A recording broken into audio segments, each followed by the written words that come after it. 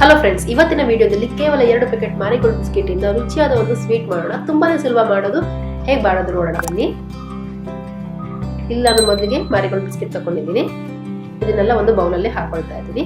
2 packet ತಗೊಂಡಿದ್ದೀನಿ ನಾನು. ಸುಮಾರು 2 ಪ್ಯಾಕೆಟ್ ಸೇರಿ ಸುಮಾರು 320 ಗ್ರಾಮ್ ಅಷ್ಟು ಮಾರಿಗೋಲ್ಡ್ ಬಿಸ್ಕೆಟ್ ನ ತಗೊಳ್ತಾ ಇದ್ದೀನಿ. ಇದನ್ನೆಲ್ಲ ಒಂದು ಬೌಲ್ ಅಲ್ಲಿ ಹಾಕೊಂಡ್ಬಿಡೋಣ. ಈಗ ಇದನ್ನೆಲ್ಲ ಕಟ್ ಮಾಡ್ಕೊಂಡ್ಬಿಟ್ಟು ಒಂದು ಮಿಕ್ಸರ್ ಜಾರ್ ನಲ್ಲಿ ಹಾಕೊಳ್ತಾ ಇದ್ದೀನಿ. ಹಾಗೆ ಕೂಡ ಡೈರೆಕ್ಟ್ ಆಗಿ ಹಾಕೊಳ್ಬಹುದು. ಸ್ವಲ್ಪ ಕಟ್ ಮಾಡಿ ಹಾಕೊಂಡ್ರೆ ಈಸಿಯಾಗಿ ಗ್ರೈಂಡ್ ಆಗುತ್ತೆ. ಇದನ್ನೆಲ್ಲ ಈಗ ಪೌಡರ್ ಮಾಡ್ಕೊಳ್ಳೋಣ. ಪೌಡರ್ ಮಾಡ್ಕೊಂಡ್ಬಿಟ್ಟು ಬೇರೆ ಒಂದು ಬೌಲ್ಗೆ ಶಿಫ್ಟ್ ಮಾಡ್ಕೊಳ್ತಾ ಇದ್ದೀನಿ. ಇದೇ ರೀತಿ ಎಲ್ಲ ಬಿಸ್ಕೆಟ್ಸ್ಗಳು ಪೌಡರ್ ಮಾಡ್ಕೊಂಡ್ಬಿಟ್ಟು ಹಾಕೊಳ್ತಾ ಇದ್ದೀನಿ. ನಂತರ ಇದಕ್ಕೆ ಸುಮಾರು 1/4 ಕಪ್ ಅಷ್ಟು ಪೌಡರ್ ಮಾಡಿರುವಂತಹ ಸಕ್ಕರೆ ಹಾಕೊಳ್ತಾ ಇದ್ದೀನಿ. ಹಾಗೆ ಅರ್ಧ ಕಪ್ ಅಷ್ಟು ಕೋಕೋ ಪೌಡರ್ ಹಾಕೊಳ್ತಾ ಇದ್ದೀನಿ.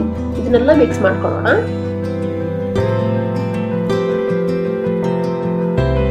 ಒಂದ್ಸರಿ ಇದೆಲ್ಲ ಚೆನ್ನಾಗಿ ಮಿಕ್ಸ್ ಮಾಡಿದ್ಮೇಲೆ ಇದಕ್ಕೆ ಸ್ವಲ್ಪ ಸ್ವಲ್ಪನೇ ಹಾಲು ಹಾಕೊಂಡ್ಬಿಟ್ಟು ಹಿಟ್ಟು ಕಲಿಸ್ಕೊಳ್ಳೋಣ. ಸುಮಾರು ನಾನಿಲ್ಲಿ 3/4 ಕಪ್ ಅಷ್ಟು ಹಾಲನ್ನ ಯೂಸ್ ಮಾಡಿದ್ದೀನಿ. ಒಂದೇ ಸರಿ ಎಲ್ಲ ಹಾಕೊಳ್ಬೇಡಿ, ಸ್ವಲ್ಪ ಸ್ವಲ್ಪನೇ ಹಾಕೊಳ್ಳಿ.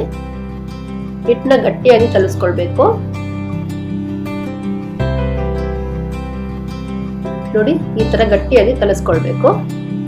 ಹಾಗೆ ಇದೇ ಶೇಪ್ ಅಲ್ಲಿ ಕಲಿಸ್ಕೊಳ್ಳಿ, ಆವಾಗ ಕಟ್ ಮಾಡ್ಕೊಳ್ಳಿಕ್ಕೆ ಈಸಿ ಆಗುತ್ತೆ. ಇವಾಗ ಹಿಟ್ಟು ರೆಡಿ ಆಗಿದೆ.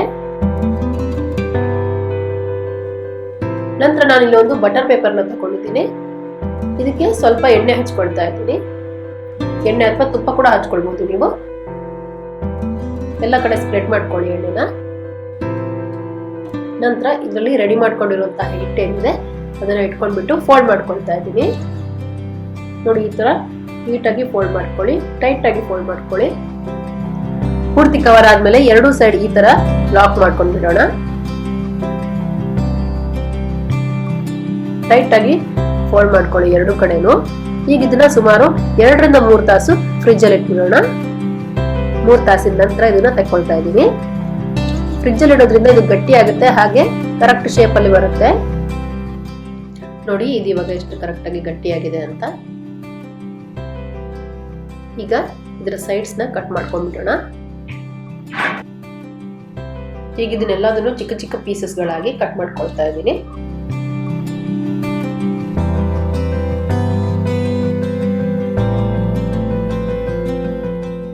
ನೋಡಿ, ಈ ತರ.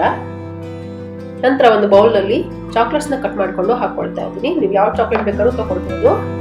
ನಂತರ ಒಂದು ಬೇರೆ ಪಾತ್ರೆಯಲ್ಲಿ ನೀರನ್ನ ಬಿಸಿ ಮಾಡಿಬಿಟ್ಟು ಆ ಬಿಸಿಯಾಗಿರೋ ನೀರಿನ ಪಾತ್ರೆಯಲ್ಲಿ ಈ ಬೌಲ್ನ ಇಟ್ಬಿಡೋಣ.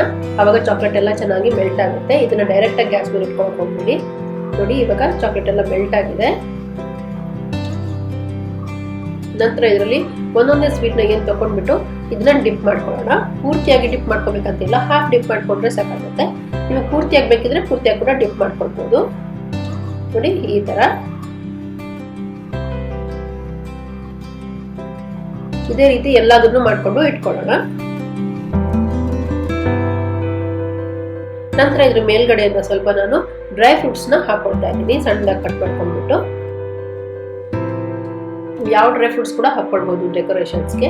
ಈ ಚಾಕ್ಲೇಟ್ ಡಿಪ್ ಎಲ್ಲ ಗಟ್ಟಿ ಆದ್ಮೇಲೆ ತುಂಬಾನೇ ಚೆನ್ನಾಗುತ್ತೆ. ನೀವು ಇದನ್ನ ಒಮ್ಮೆ ಟ್ರೈ ಮಾಡಿ ನೋಡಿ, ಹೇಗಾಗಿದೆ ಅಂತ ನನಗೆ ಕಾಮೆಂಟ್ಸ್ ಅಲ್ಲಿ ತಿಳಿಸಿ. ಹಾಗೆ ನೀವು ಇನ್ನೂ ನಮ್ಮ ಚಾನಲ್ಗೆ ಸಬ್ಸ್ಕ್ರೈಬ್ ಮಾಡಿಲ್ಲ ಅಂದ್ರೆ ದಯವಿಟ್ಟು ಸಬ್ಸ್ಕ್ರೈಬ್ ಮಾಡ್ಕೊಳ್ಳಿ. ಪಕ್ಕದಲ್ಲಿರುವಂತಹ ಬೆಲ್ ಐಕಾನ್ ಕ್ಲಿಕ್ ಮಾಡ್ಕೊಳ್ಳಿ.